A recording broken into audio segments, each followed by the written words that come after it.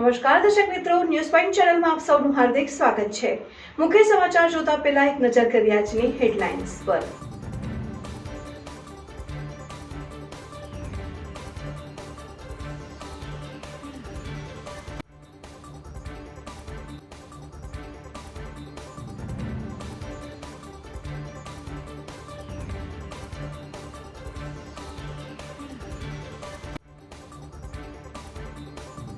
બાબરવાવ circle પર રાહુલ ગાંધીનું પુતળું દહન કરાયું। રાહુલ ગાંધીના પુતળાને જોતાનો મારા મારીને કોંગ્રેસ વિરુદ્ધ સૂત્રોચ્ચારો કર્યા। ભાભર ખાતે લોકસભા ઉમેદવાર ગેનીબેન ઠાકોરની આગેવાનીમાં રવિવારની રાત્રે મીટિંગ યોજાઈ। ભાભર શહેર કોંગ્રેસ સમિતિના સભ્યો, તાલુકા અને જિલ્લાના આગેવાનો સહિત સોસાયટીના રહીશો હાજર। ડીસામાં ભર ઉનાળે વાદળછાયું વાતાવરણથી ખેડૂતો ચિંતિત। તાપમાનમાં ઘટાડો થતા લોકોને ગરમીથી રાહત।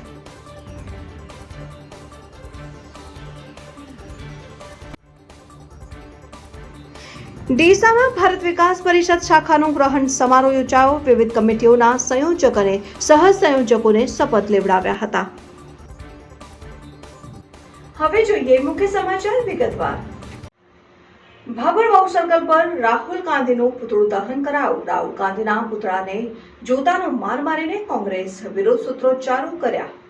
કોંગ્રેસના રાહુલ ગાંધી એક સભામાં એવું નિવેદન કર્યું હતું કે રાજા મહારાજાઓ દ્વારા ગરીબોની જમીન છીનવી લેવામાં આવી હતી, જેના કારણે ક્ષત્રિય રાજપૂત સમાજમાં રોષ ફેલાઈ જવા પામ્યો છે। ભાભરવાવ સર્કલ પર ક્ષત્રિય રાજપૂત સમાજના, ભારતીય જનતા પાર્ટીના હોદ્દેદારો સહિત અન્ય સમાજના યુવાનો દ્વારા રાહુલ ગાંધીનું પુતળું દહન કરીને સૂત્રોચ્ચાર કરવામાં આવેલ અને રાહુલ ગાંધીના પુતળાને જોતાનો માર મારીને રોષ વ્યક્ત કર્યો હતો। આ કાર્યક્રમ દરમિયાન ભાજપમાં મંત્રી પ્રવીણસિંહ રાઠોડ, બલુભા રાઠોડ, પાલિકા સદસ્ય વિક્રમસિંહ રાઠોડ, નાથુભા રાઠોડ, બાપુભા રાઠોડ, ચેનુભા રાઠોડ, ગણપતસિંહ રાઠોડ, ભાણાભાઈ માળી, કમલેશભાઈ પ્રજાપતિ વગેરે ઉપસ્થિત રહ્યા હતા।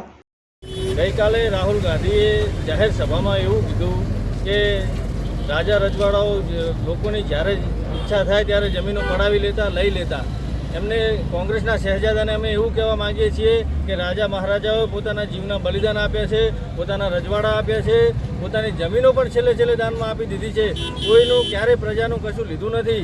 અમે રાહુલ ગાંધીના આ નિવેદનને સખત શબ્દોમાં વખોડીએ છીએ અને ભવિષ્યમાં રાહુલ ગાંધી જાહેરમાં માફી નહીં માગે તો આ આંદોલન ઉગ્ર બનશે। સમગ્ર રાજ્યમાં, દેશમાં પણ જલદ આંદોલન કરવામાં આવશે। રાહુલ ગાંધી મુર્દાબાદ, રાહુલ ગાંધી મુર્દાબાદ, કોંગ્રેસ મુર્દાબાદ। ભાભર વાવ રોડ ઉપર આવેલ માધવ સિટી સોસાયટી ખાતે લોકસભા ઉમેદવાર ગેનીબેન ઠાકોરની આગેવાનીમાં રવિવારની રાત્રે મીટિંગ યોજાઈ હતી, જેમાં ભાભર શહેર કોંગ્રેસ સમિતિના સભ્યો, તાલુકા અને જિલ્લાના આગેવાનો સહિત સોસાયટીના રહીશો હાજર રહ્યા હતા। ભાભર શહેરમાં કોંગ્રેસની મીટિંગ યોજાઈ। ભાભર વાવ રોડ ઉપર આવેલ માધવ સિટી સોસાયટી ખાતે લોકસભા ઉમેદવાર ગેનીબેન ઠાકોરની આગેવાનીમાં રવિવારની રાત્રે મીટિંગ યોજાઈ, જેમાં ભાભર શહેર કોંગ્રેસ સમિતિના સભ્યો, તાલુકા અને જિલ્લાના આગેવાનો સહિત સોસાયટીના રહીશો હાજર રહ્યા હતા। મીટિંગ દરમિયાન કેટલાક લોકો કોંગ્રેસમાં જોડાયા હતા, જેમને ગેનીબેન ઠાકોર દ્વારા કોંગ્રેસનો ખેસ પહેરાવીને આવકારવામાં આવ્યા હતા અને મીટિંગ દરમિયાન કોંગ્રેસના આગેવાનોએ ભાજપ સરકાર પર શૈક્ષણિક તેમજ વિકાસના મુદ્દે કટાક્ષ કર્યા હતા અને કોંગ્રેસને જીતાડવા માટે આહવાન કરવામાં આવેલ।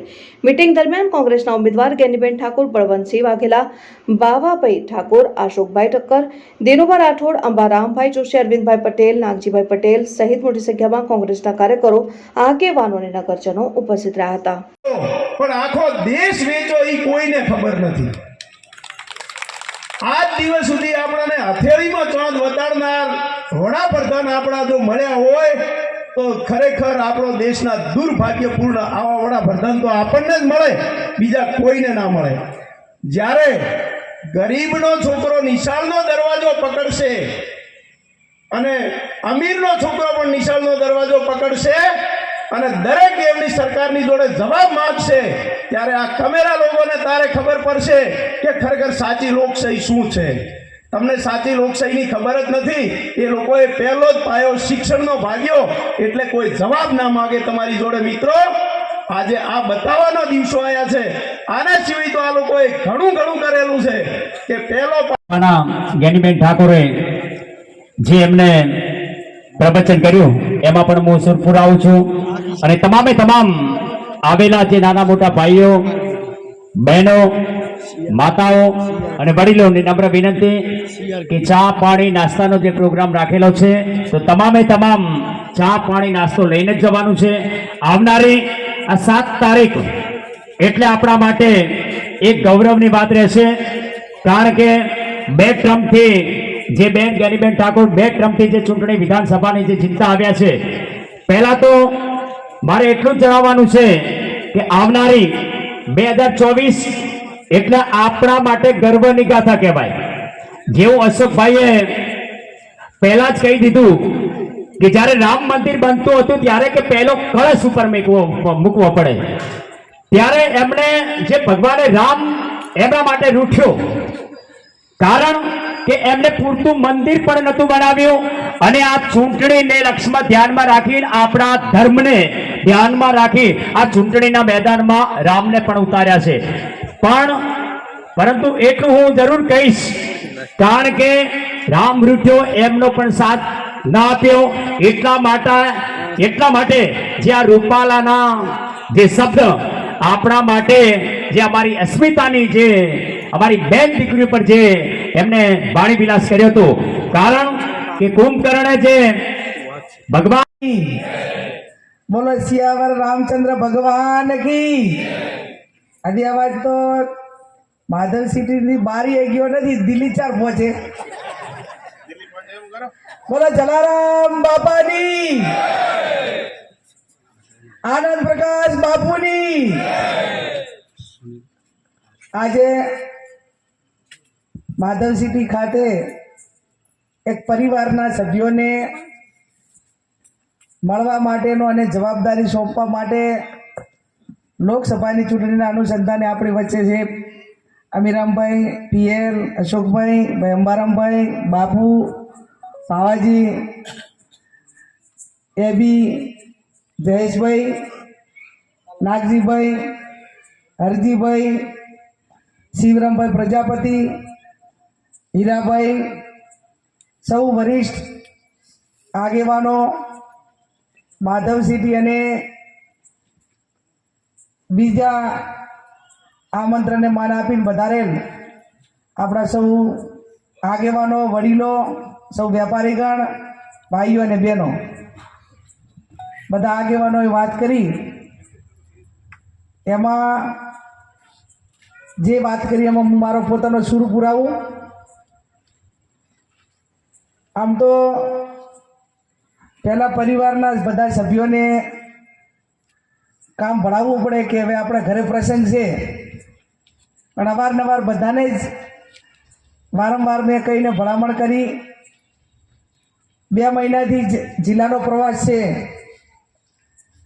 બનાસકાંઠા જિલ્લો નળાબેડથી કરીને અંબાજી ગણીએ તો 150 થી 170-80 કિલોમીટર. અહીં મહાવરી આવ્યું, રાજસ્થાનની બોર્ડરે છેક ત્યાં પાકિસ્તાન ને રાજસ્થાન આપણું જે બાડમેર જિલ્લો અને બાકાહારથી અડીને, અને માકડ ચંપા આવ્યો છે કે અહીંથી લાસ્ટ આપણો સાબરકાંઠાની અડીને. એટલે ખૂબ લાંબો એરિયા છે. આટલી ઘણા તો આપણે મીઠાથી મહાવરી અને દહીથી દૂધોહણ હતું, પણ હવે તો મહાવરીથી કરીને માકડ ચંપા સુધીનો વિસ્તાર લાંબો થયો છે. ત્યારે ખૂબ લાંબા પ્રવાસના અંતે સમગ્ર જિલ્લામાં વાતાવરણ ખૂબ સારું બંધાણું છે. હું બનાસકાંઠા જિલ્લાની જનતાને અને તમને બધાને અભિનંદન આપું. ખાસ કરીને પાભરની જનતાને, વાવ વિધાનસભાને મારે ખૂબ અભિનંદન આપવા છે. 18 આલમને, 36 કોમને, તમામ વેપારીઓને, કે આજે બીજે ટર્મ ધારાસભ્ય તરીકે તમે મને ચૂંટી અને બીજી ટર્મ ધારાસભ્ય તરીકે ચૂંટીને એટલા માટે કરીને લોકસભાની ટિકિટ આપવા માટે પાર્ટીને મજબૂર થવું પડ્યું. એમાં જો કોઈ પહેલાં આશીર્વાદ મળ્યા હોય તો એ તમારા બધાયના મળ્યા છે.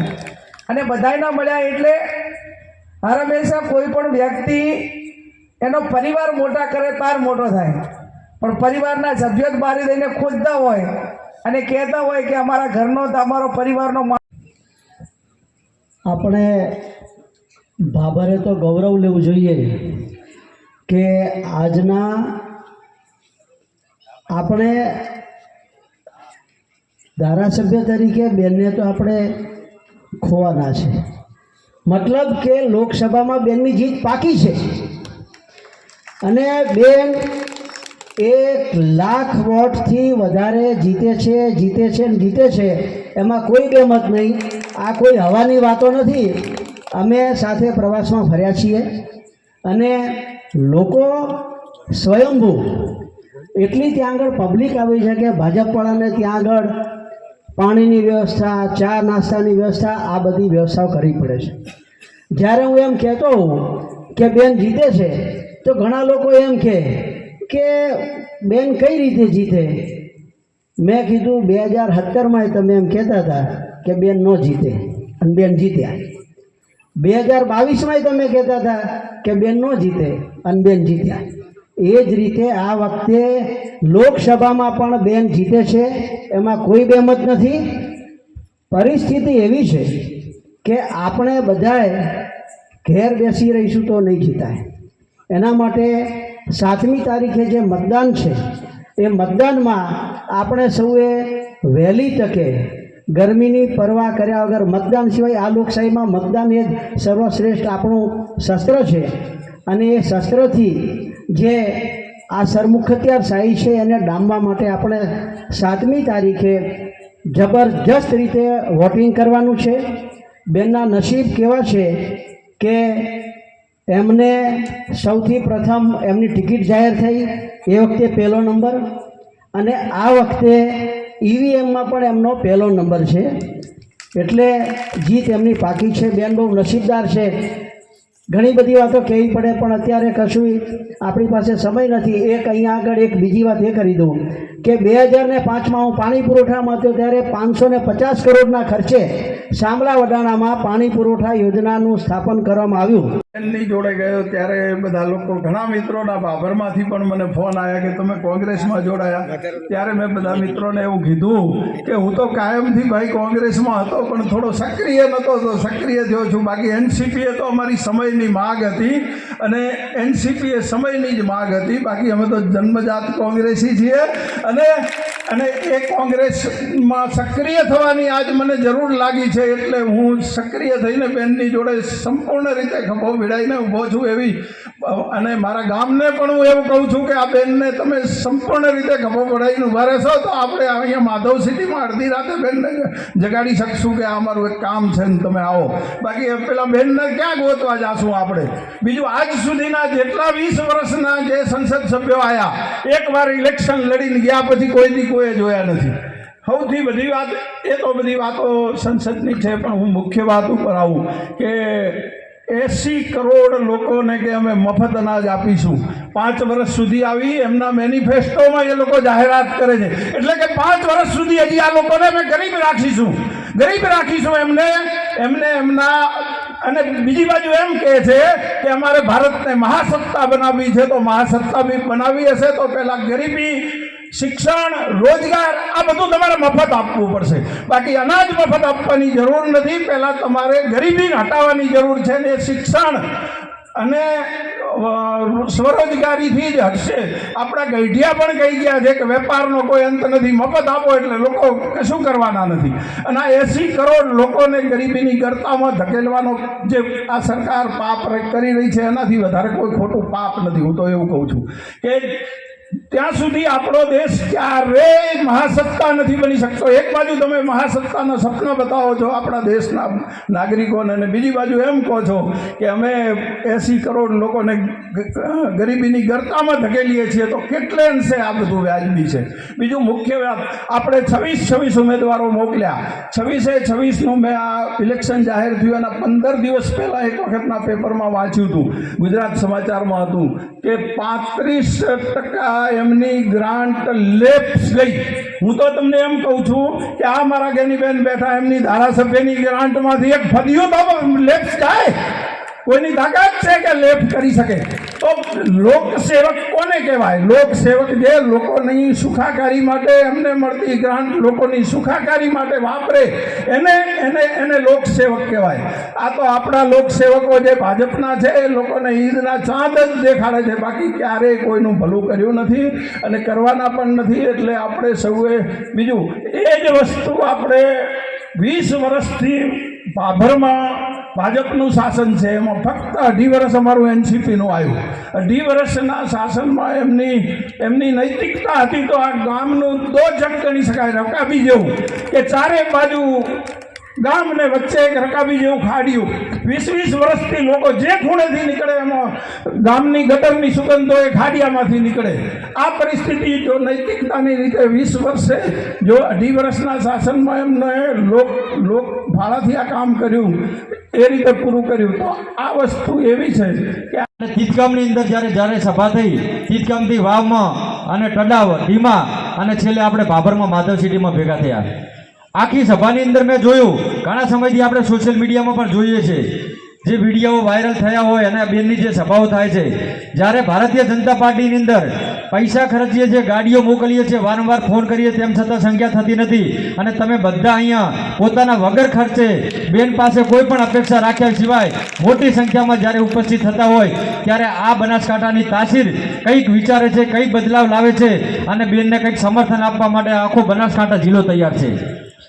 મારું વ્યક્તિગત મંતવ્ય એવું છે કે તમે બધા સાથે આપણા લોકલાડીલા બેન ગેનીબેન સાથે આ વખતે બનાસકાંઠાની અંદર ભલે ગમે તે થાય, કોઈ પણ ભોગે અહીંયા જે પણ ચૂંટણી લડાશે, પરિસ્થિતિઓ બદલાશે. આવનારા સમય દિવસ ઓછા છે આપણી જોડે અને 4-5 દિવસની અંદર ઘણા બધી અહીંથી આપણી ભારતીય જનતા પાર્ટીની ફોજ ઉતરી પડશે. પણ અહીંયા આપણે બેન આપણા કોંગ્રેસમાં ગેનીબેનને સમર્થન આપ્યું છે, એટલે આપણે એ કોઈ પણ વાતમાં કોઈ પ્રલોભનમાં આવવાનું થતું નથી. એટલે મહેરબાની કરી અને મારી વાણી ટૂંકમાં ઘણું બધું લાંબુ કેવું છે, પણ સમય ઓછો છે, એટલે હું વારંવાર વિનંતી કરું છું. મારા બ્રહ્મ સમાજના અહીંયા આગેવાનો પણ બેઠા છે, એટલે અહીંયા બ્રહ્મ સમાજને પણ બેને ઘણું આપ્યું છે. અને મારી એક વાત છે કે જ્યારે ત્યારે અમારા સમાજને કે નાના મોટા અન્ય સમાજને તાલુકા પંચાયત, જિલ્લા પંચાયત કે સરપંચની ચૂંટણી લડવી હોય, ત્યારે આપણે ઠાકોર સમાજના મત જોઈતા હોય છે.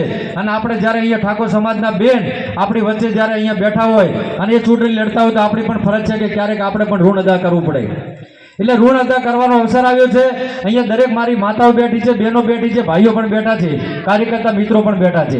વાવ તાલુકાની અંદર તો હું તમને ખાતરી આપું છું કે વાવ તાલુકાની અંદર ભારે બહુમતીથી, ભારે લીડથી ત્યાંથી આપણે બેન માટે વોટ નીકળશે. ડીસામાં ભાજપનો ભવ્ય રોડ શો યોજાયો. મોટી સંખ્યામાં બાઇક અને કારનો કાફલો જોડાયો. લોકસભા ચૂંટણીમાં ત્રીજા તબક્કાના મતદાનને આડે હવે ગણતરીના દિવસો બાકી છે, ત્યારે ભાજપ દ્વારા ઝંઝાવાતી પ્રચાર કાર્ય શરૂ કરાયું. બનાસકાંઠા બેઠકના ઉમેદવાર ડોક્ટર રેખાબેન ચૌધરીનો ડીસામાં ભવ્ય રોડ શો યોજાયો, જેમાં મોટી સંખ્યામાં બાઇક અને કારનો કાફલો જોડાયો હતો. લોકસભા ચૂંટણીમાં ગુજરાત રાજ્યમાં ત્રીજા તબક્કાના મતદાનમાં બનાસકાંઠા લોકસભા બેઠક માટે 7મી મેના દિવસે મતદાન થવાનું છે, ત્યારે ઉમેદવારોએ પ્રચાર કાર્ય આક્રમક રીતે શરૂ કરી દીધું છે, જેમાં 2 દિવસ અગાઉ જ કોંગ્રેસના ઉમેદવાર ગેનીબેન ઠાકોરનો રોડ શો યોજાયા બાદ ભાજપના ઉમેદવાર ડોક્ટર રેખાબેન ચૌધરીનો પણ રોડ શો યોજાયો. બુધવારે વડાપ્રધાન નરેન્દ્ર મોદીની ડીસા એરોડ્રામ ખાતે જાહેર સભા યોજાવાની હોય, જાહેર સભામાં મોટી સંખ્યામાં લોકો ઉપસ્થિત રહે તે હેતુથી જ આજે ડીસામાં ભાજપ દ્વારા રોડ શોનું આયોજન કરાયું, જેમાં મોટી સંખ્યામાં બાઇક અને કારનો કાફલો જોડાયો. ભાજપના ઉમેદવાર ડોક્ટર રેખાબેન ચૌધરીએ ડીસા એરપોર્ટ 4 રસ્તા પાસે ડોક્ટર બાબા સાહેબ આંબેડકરની પ્રતિમાને ફૂલહાર કરી પ્રારંભ કર્યા હતા. રોડ શોમાં ગુજરાત પ્રદેશ ભાજપ યુવા મોરચાના પ્રમુખ પ્રશાંત કોરાટ, ધારાસભ્ય પ્રવીણ માણી, રાજ્યસભાના પૂર્વ સાંસદ દિનેશભાઈ અનાવડિયા, પૂર્વ ધારાસભ્ય શશિકાંત પંડ્યા, વેર હાઉસિંગ નિગમના પૂર્વ ચેરમેન મગનભાઈ માણી, ડીસા શહેર ભાજપ પ્રમુખ રમેશ દેલવાડિયા સહિત ભાજપના નેતાઓ મોટી સંખ્યામાં જોડાયા. ઉમેદવારે ખુલ્લી જીપમાં ડીસા શહેરમાં ફરી વડાપ્રધાનની સભામાં હાજરી આપવા અને 7 તારીખે ભાજપ તરફે મતદાન કરવા ખાસ અપીલ કરી હતી. ડીસામાં ભર ઉનાળે વાદળછાયું વાતાવરણથી ખેડૂતો ચિંતિત. તાપમાનમાં ઘટાડો થતાં લોકોને ગરમીથી રાહત. ડીસામાં ચૂંટણીના માહોલ વચ્ચે વાતાવરણ પલટાયું. વાદળછાયા વાતાવરણથી ખેડૂતો પણ ચિંતાતુર બન્યા. ઉનાળાની સિઝનની શરૂઆત સમય અગાઉ માવઠું થયા બાદ આજે ફરીથી હવામાનમાં પલટો આવ્યો છે. ડીસા સહિત ઉત્તર ગુજરાતમાં સવારથી વાતાવરણ વાદળછાયું બનતા ખેડૂતોમાં ચિંતા પ્રસરી જવા પામી છે. જોકે ભર ઉનાળાની સિઝનમાં અચાનક હવામાનમાં પલટો આવતા ગરમીમાં આંશિક રાહત થઈ છે. સવારથી વાતાવરણ વાદળછાયું બની જતા જો માવઠું થાય તો બનાસકાંઠા જિલ્લામાં શાકભાજી સહિત શક્કરટેટી, તરબૂચ અને બાજરીનું મોટા પ્રમાણમાં થયેલા વાવેતરને ભયંકર અસર થાય તેમ છે, જેના કારણે ખેડૂતોમાં ચિંતાની લાગણી પ્રસરી જવા પામી છે. અને ગત વર્ષે ઉનાળાની સિઝન દરમિયાન 3 વખત માવઠા થયા હતા, જેથી આ વખતે પણ હવામાન વિભાગે અગાઉ આગાહી કરી હતી ત્યારે માવઠું થયું હતું ને આજે ફરીથી પણ વાતાવરણમાં પલટો આવતા માવઠું થવાની દહેશતને લઈ ખેડૂતો ચિંતિત છે. વાતાવરણમાં પલટો આવતા તાપમાનમાં ઘટાડો થતાં લોકોને ગરમીમાં આંશિક રાહત થઈ છે. ડીસામાં મસાલાની દુકાનમાંથી 15 કટ્ટા ધાણાની ચોરી થઈ હોવાની ઘટના સામે આવી છે, જે મામલે ડીસા શહેર દક્ષિણ પોલીસે ગણતરીના કલાકોમાં ચોરી કરનાર 2 ઇસમોની અટકાયત કરી જેલના હવાલે કર્યા છે. ડીસાના ગુલપાણી નગર વિસ્તારમાં રહેતા અમિતભાઈ ચુનીલાલ ખત્રીની પોસ્ટ ઓફિસ પાસે મરચા અને ધાણીની દુકાન આવેલી છે. 2 દિવસ અગાઉ તેઓ રાબેતા મુજબ સાંજે દુકાન બંધ કરીને ઘરે ગયા હતા અને રાત્રિના સમયે તેમની દુકાનનો પાછળનો દરવાજો ખુલ્લો હોવાથી ત્યાંથી પસાર થતા તેમના સંબંધીએ તેમને જાણ કરી હતી, જેથી દુકાન માલિક અમિતભાઈ અને તેમના પિતા તરત જ દુકાને પહોંચ્યા હતા. જ્યાં જઈ તપાસ કરતા કોઈ અજાણ્યા શખ્સો તેમના પાછળના દુકાનના પાછળનો દરવાજો ખોલી અંદર પ્રવેશ કરી 15 કટ્ટા ધાણાની ચોરી કરી ગયા હોવાનું માલુમ પડ્યું હતું, જે મામલે તેમણે તરત જ ડીસા શહેર દક્ષિણ પોલીસ મથકે ફરિયાદ કરી હતી. ફરિયાદ નોંધાતા જ પોલીસે તરત જ તપાસ શરૂ કરી હતી. તે દરમિયાન ડીસામાં સંત અન્ના હાઈસ્કૂલ પાસેથી પસાર થઈ રહેલી એક શંકાસ્પદ ઇકો ગાડીને થોભાવી તલાશી લેતા તેમાંથી ધાણા ભરેલા કટ્ટા મળી આવ્યા હતા, જેથી પોલીસે ઇકો ગાડીમાં બેઠેલ લુણપુર ગામના મનોરફે મન્યુ નટુભાઈ મીર અને તાનસિંહ પોપટસિંહ સોલંકીની કડક પૂછપરછ કરતા તેઓએ ચોરી કરી હોવાની કબૂલાત કરી હતી, જેથી પોલીસે તરત જ બંને શખ્સોને અટકાયત કરી હતી અને ધાણાના 15 કટ્ટાની ચોરીમાં વપરાયેલ ગાડી પણ જપ્ત કરી વધુ તપાસ હાથ ધરી છે. ડીસામાં ભારત વિકાસ પરિષદ શાખાનો દાયિત્વ ગ્રહણ સમારોહ યોજાયો. ડીસામાં ભારત વિકાસ પરિષદ શાખાનો ગ્રહણ સમારોહ યોજાયો હતો, જેમાં વિવિધ કમિટીઓના સંયોજક અને સહસંયોજકોને શપથ લેવડાવ્યા હતા અને ગત વર્ષની કામગીરીનું પ્રેઝન્ટેશન કરી આવનાર વર્ષમાં વ્યક્તિ નિર્માણ, સેવા, સંસ્કારલક્ષી પ્રવૃત્તિઓ, સંસ્થાના તમામ સદસ્યો વિવિધ સંસ્થાઓને સાથે રાખી રાષ્ટ્ર નિર્માણના વિવિધ કાર્યો કરવા અંગે પ્રતિબદ્ધતા દર્શાવી હતી. ડીસાના કાંડ ગામે આવેલ જીજી માળી વિદ્યા સંકુલ ડીસા ખાતે ભારત વિકાસ પરિષદ મહાવિજય શાખાનો દાયિત્વ ગ્રહણ સમારોહ ઉર્વેશભાઈ પંડ્યાના અધ્યક્ષ સ્થાને યોજાયો હતો, જેમાં મુખ્ય મહેમાન ઉદ્યોગપતિ મિતુલભાઈ શાહ, ભરતભાઈ દેવડા, અતિથિ વિશેષ તરીકે ડોક્ટર તુષાર શાહ, ભીખીબેન વોરા, મુખ્ય શાખા ડીસાના મુખ્યમંત્રી, અન્ય પદાધિકારીઓ, સામાજિક સંગઠનોના આગેવાનોની હાજરીમાં ઇન્સ્ટોલેશન ઓફિસર ઉર્વેશભાઈ પંડ્યા દ્વારા વર્ષ 2024-25ના મહાવિજય શાખાના પ્રમુખ દિનેશભાઈ ઠક્કર, મંત્રી પ્રવીણભાઈ સાધુ, ઉપપ્રમુખ કરશનભાઈ ખત્રી, કમલેશભાઈ રાજ, મહિલા સંયોજિકા તરીકે દક્ષાબેન પી જોશી, ખજાનચી રમેશભાઈ શાહ અને કોર કમિટીમાં અમૃતભાઈ પડિયા, ડોક્ટર જગદીશભાઈ ઠક્કર, દિલીપભાઈ બી ઠક્કર, સુરેશભાઈ ઠક્કરને તેમજ વિવિધ કમિટીઓના સંયોજકો અને સહસંયોજકોને શપથ લેવડાવ્યા હતા. નિલેશભાઈ સોની અને નયનાબેન પંચાલ ગત વર્ષની કામગીરીનું પ્રેઝન્ટેશન કરવામાં આવ્યું. નવીન પ્રમુખ દિનેશભાઈ ઠક્કર દ્વારા વર્ષ દરમિયાન વ્યક્તિ નિર્માણ, સેવા, સંસ્કારલક્ષી પ્રવૃત્તિઓ, સંસ્થાના તમામ સદસ્યો વિવિધ સંસ્થાઓને સાથે રાખી રાષ્ટ્ર નિર્માણના વિવિધ કાર્યો કરવા અંગે પ્રતિબદ્ધતા દર્શાવી હતી ને મહાત્મા સુધન્યા બાઈજી દ્વારા આશીર્વચન આપવામાં આવ્યા હતા અને નવીન સભ્યોનું મહેમાનો દ્વારા સ્વાગત કરાયું હતું. અને દરેક સભ્યને પ્રમુખ દિનેશભાઈ ઠક્કર, કરશનભાઈ ખત્રી અને નિલેશભાઈ સોની દ્વારા ગિફ્ટ આપવામાં આવી હતી અને બહોળી સંખ્યામાં ભારત વિકાસ પરિષદ મહાવિજય શાખાના સદસ્યો અને કુટુંબીજનો ઉપસ્થિત રહ્યા હતા. પ્રવીણભાઈ સાધુ દ્વારા આભાર વિધિ કરવામાં આવી. સમગ્ર કાર્યક્રમનું સફળ સંચાલન ભાર્ગવભાઈ ભટ્ટ દ્વારા કરવામાં આવ્યું. જૂના ડીસા ગામના ગૃહસ્થનો જન્મદિવસ હિન્દુ મુસ્લિમ બિરાદરોએ ઉજવ્યો. જન્મદિને ઘરે ઘરે ગ્રામ મીઠાઈ વેચી પાંજરાપોળમાં મૂંગા પશુઓની સેવા માટે લાખોનું દાન અપાયું. ડીસા તાલુકાના જૂના ડીસા ગામમાં ભામાશા તરીકે ઓળખાતા રજનીકાંત મહેતાના જન્મદિનની કોમી એકલાસ સાથે હિન્દુ મુસ્લિમ બિરાદરો દ્વારા ઉજવણી કરાઈ. ઘરે ઘરે 500 ગ્રામ મીઠાઈ વહેંચીને ભામાશા દ્વારા જૂના ડીસા પાંજરાપોળની અંદર 5000 મૂંગા પશુઓની સેવા માટે હજારો ઘાસના પૂળા દાન કર્યું. ડીસા તાલુકાના જૂના ડીસા ગામના પનોતા પુત્ર એવા ઘણા સમયથી મુંબઈમાં વસવાટ કરતા અને જૂના ડીસા ગામ રત્ન તરીકે ઓળખાતા રજનીકાંત જીવરાજભાઈ મહેતાના 90માં જન્મદિવસે ગામમાં હિન્દુ મુસ્લિમ બિરાદરોએ સાથે મળીને ઉજવણી કરી હતી. તેમના 90માં જન્મદિવસ નિમિત્તે રજનીકાંતભાઈની શોભાયાત્રા નીકાળવામાં આવી હતી, જેમાં શાંતિધામના હિન્દુ સનાતન ધર્મ અને મુસ્લિમ સમાજ દ્વારા અભિવાદન પત્ર અને ફુલહારથી સન્માન કરાવું. શાંતિધામમાં રજનીકાંત જીવરાજ મહેતા, ભીખાભાઈ પડિયાર, શાંતિભાઈ બારોટનું સ્ટેચ્યુ મૂકવામાં આવ્યું હતું ને જૂના ડીસા પાટણ હાઈવેથી DJ.N. મહેતા હાઈસ્કૂલ સુધીના માર્ગમાં રજનીકાંત જીવરાજ મહેતા નામ આપવામાં આવ્યું હતું ને આમ અવારનવાર માતૃ વતનમાં દાન આપી સહાય કરતા ભામાશાને જૂના ડીસા ગામ હિન્દુ મુસ્લિમ સમાજ અને જૂના ડીસા ગ્રામજનો દ્વારા જન્મદિવસની શુભકામનાઓ આપવામાં આવી હતી.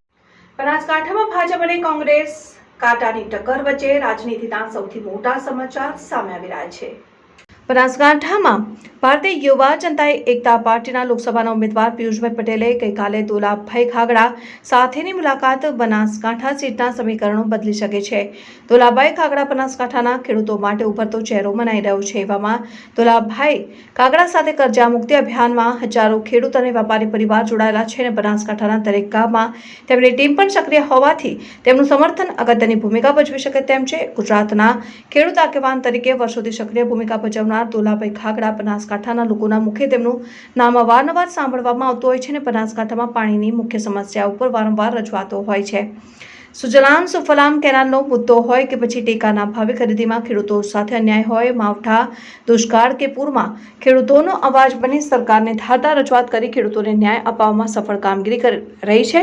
તેમજ કર્જા મુક્તિ અભિયાન થકી દેવામાં ફસાયેલા પરિવારોને આત્મહત્યા કરતા બચાવીને હજારો પરિવારોના મસીહા તરીકે દોલાભાઈ ખાગડા બનાસકાંઠામાં ઓળખાઈ રહ્યા છે અને બનાસકાંઠામાં ખેડૂતો હોય, વેપારી વર્ગ હોય કે યુવા વિદ્યાર્થી વર્ગ હોય, દરેકના અન્યાય સામે ક્યાંક આંદોલન તો ક્યાંક ટીવી ડિબેટ થકી ન્યાય અપાવી લોકોના દિલમાં એમનું સ્થાન બનાવી ચૂક્યા છે અને ચૂંટણીના માહોલ વચ્ચે વોટિંગ થવાના ગણતરીના દિવસો જ બાકી રહ્યા હોય એવામાં દોલાભાઈ ખાગડા કોના સમર્થનમાં જાય છે ચર્ચાનો વિષય છે. દર્શકો હતા ત્યાર સુધીના સમાચાર. હવે પછીના નવા સમાચાર સાથે ફરી મળીશું. ત્યાર સુધી જોતા રહો ન્યૂઝ બેન્ડ ચેનલ.